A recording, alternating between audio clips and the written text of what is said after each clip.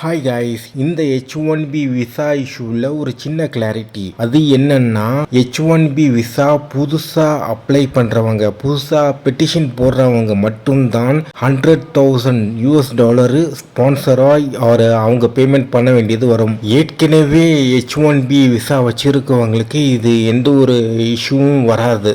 இதில் இன்னொரு குட்டான நியூஸ் வந்து என்னென்னா, ரெனியூவல் பண்ணுவாங்களே H1B விசா, அவங்களுக்கும் இது ப்ராப்ளம் கிடையாது.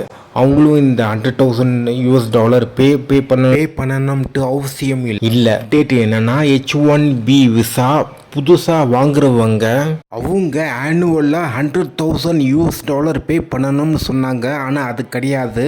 இது ஒன் டைம் பேமெண்ட் மட்டும்தான். அதாவது புதுசாக அப்ளை பண்ணுறவங்க, பெட்டிஷன் போடுறவங்களுக்கு. மறுபடியும் சொல்கிறேன், நேற்று கொண்டு வந்த H1B ப்ரொக்ளைமேஷன் வந்து வெறும் புதுசாக H1B அப்ளை பண்ணுறவங்களுக்கு மட்டும்தான். ஏற்கனவே H1B விசா வச்சுருக்கவங்களுக்கும் அதுக்கப்புறம் ரெனியூவல் பண்ணவங்களுக்கும் இல்லை ரெனியூவல் பண்ண போகிறவங்களுக்கும் கிடையாது இந்த ப்ரொக்ளைமேஷன். ஓகேவா? ஸோ இதான் எனக்கு வந்து ஒரு விஷயம் புரியல. ஏன் வந்து நேற்று வந்து ஒரு விஷயம் பேசுனாங்க, அதுக்கப்புறம் மாற்றி பேசுகிறாங்கன்ட்டு. ஏன் இவ்வளோ கேவாஸ் வந்து இந்த ட்ரம்ப் அட்மினிஸ்ட்ரேஷன் கிரியேட் பண்ணுறாங்கன்ட்டு நீங்களே கேட்டு பாருங்களேன், நேற்று என்ன பேசுனாங்கன்ட்டு. $100,000 per year.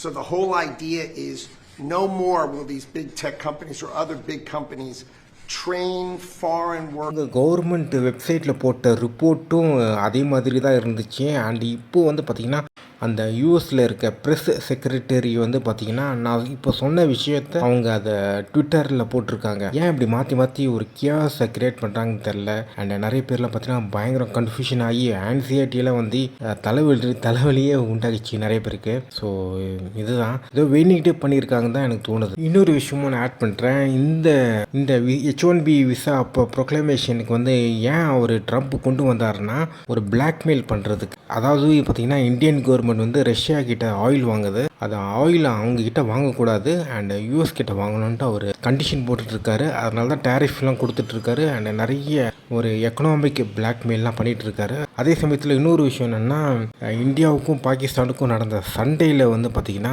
பாகிஸ்தான் வந்து பார்த்திங்கன்னா டொனால்ட் ட்ரம்ப் தான் இதை தடுத்து விட்டதாக அவங்க பாகிஸ்தான் தரப்பு சொன்னாங்க. அதே இது இந்தியாவும் சொல்லணுன்ட்டு இவர் எதிர்பார்க்குறாரு. அண்டு அதாவது பாகிஸ்தான் வந்து பார்த்திங்கன்னா டொனால்ட் ட்ரம்ப் வந்து ஒரு நோபல் பீஸ் அப்படின்ற ஒரு அவார்டு கொடுக்கணுன்ட்டு ஒரு ரெக்கமெண்டேஷனும் பண்ணுறாங்க. அதே இது இந்தியன் கவர்மெண்ட்டும் பண்ணணுன்ட்டு அவர் எதிர்பார்க்குறாரு. இதுவும் ஒரு கோவம் தான். ஸோ இதுதான்.